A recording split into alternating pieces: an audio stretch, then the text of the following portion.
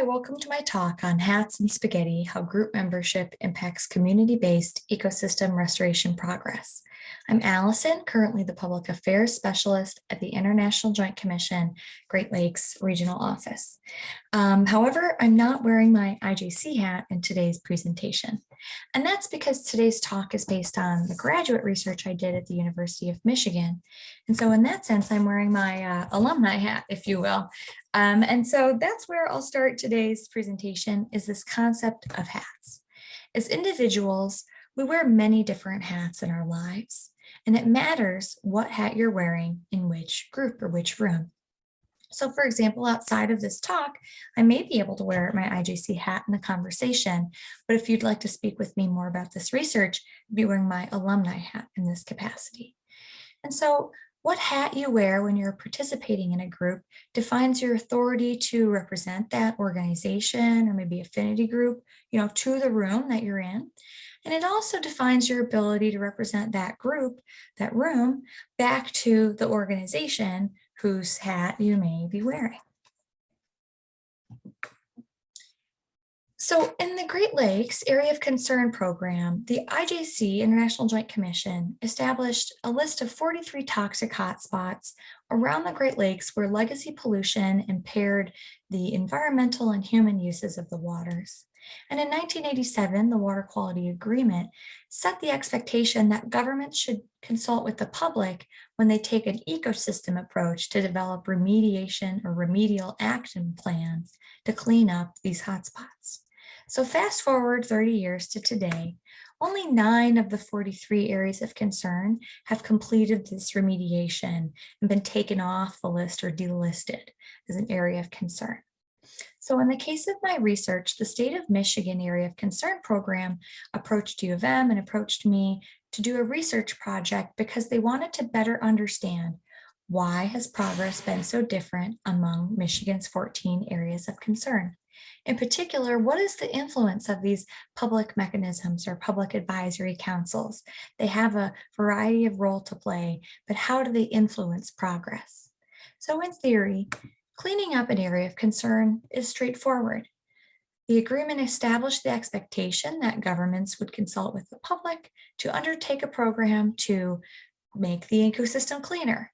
You would identify a beneficial use impairment, put a plan together to fix it, carry out that plan, monitor to ensure it succeeded, go through the list of impairments, and you're done. And a lot of the literature reflects this agency perspective that implementation is straightforward. But looking back the past 30 years of what implementation looked like, it's not been straightforward. It's spaghetti.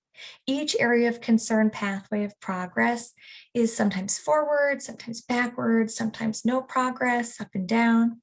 But depending on who you ask, this spaghetti implementation is not an inherently bad pathway to progress.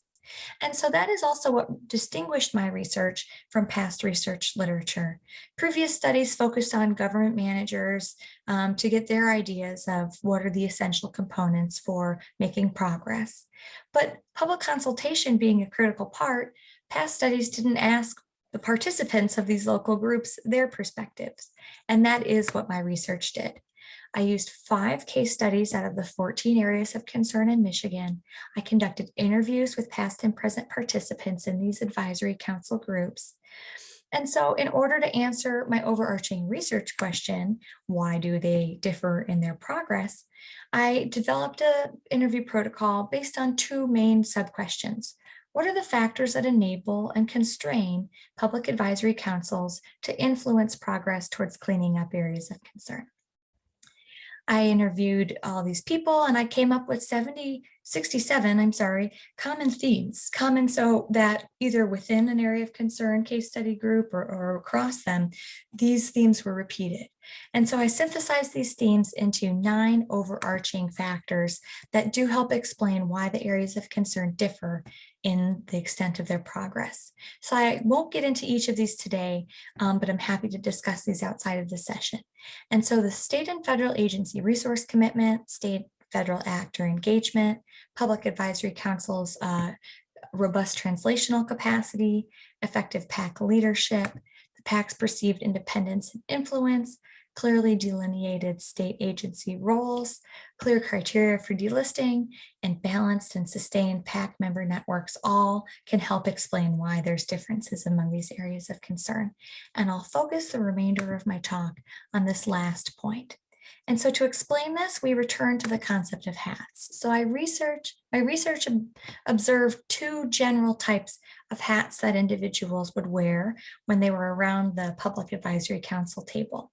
Some would get involved as a matter of personal interest or represent maybe an affinity group like Fishers, being a hobbyist, while others attended as a function of their job or they were more formally affiliated with an organization wearing a more professional hat.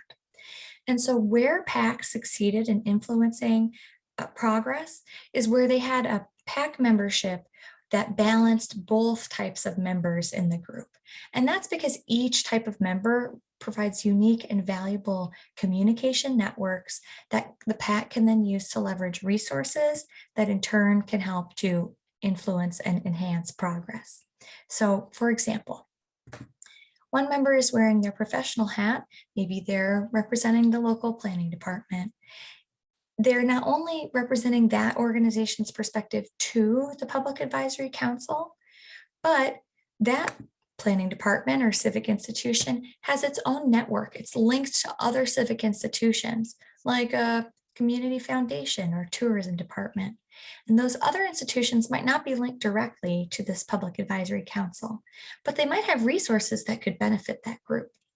So the extent to which that professional hat wearing member also represents the interests of the Public Advisory Council back to their home organization, brings that agenda, the interests, the needs of the remedial action plan to their organization, they can also then in turn tap into the communication networks that their institution has, and they can then begin to leverage the resources through that network and bring in resources from other groups that then benefit the implementation of remedial progress.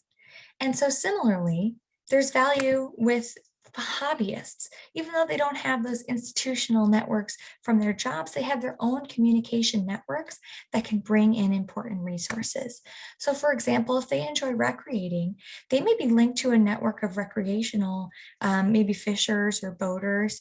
And by representing not only that recreational view to the PAC, but by talking about what are the needs, interests, and agenda of the area of concern program in their other networks, externally to the group, then they can also leverage important resources such as the local knowledge that these individuals possess about the places that remediation may occur, or they can help to build a coalition of stewards in the community who have an interest in supporting and maintaining the cleanup efforts over a long period of time or into the future beyond area of concern delisting. Ultimately, these are resources that exist already in the community, given to greater or lesser extents that depend on the context of the community. But the groups like public advisory councils, they don't exist in a vacuum. And so it's the membership composition of the group and the balance of this type of hats that the members wear that help connect the group to the network of community institutions, whether formal or informal, that then in turn help them to leverage important resources. And those resources are what help them to advance progress, to move along their spaghetti path towards the desired environmental outcome of a cleaner ecosystem. So a group that only has professional members, they might miss out on some of the important local knowledge that recreationalists have, or a group that only has, hobbyist members, they might not be successful because they might not be tapping into some of the resources of their local institutions. And so that brings us back to this concept of spaghetti. Spending time developing group membership to improve these network connections, it looks like the parts of the spaghetti line that go anywhere but forward. Developing a balanced membership roster doesn't improve the ecosystem itself, but it is an important process-oriented enabling condition.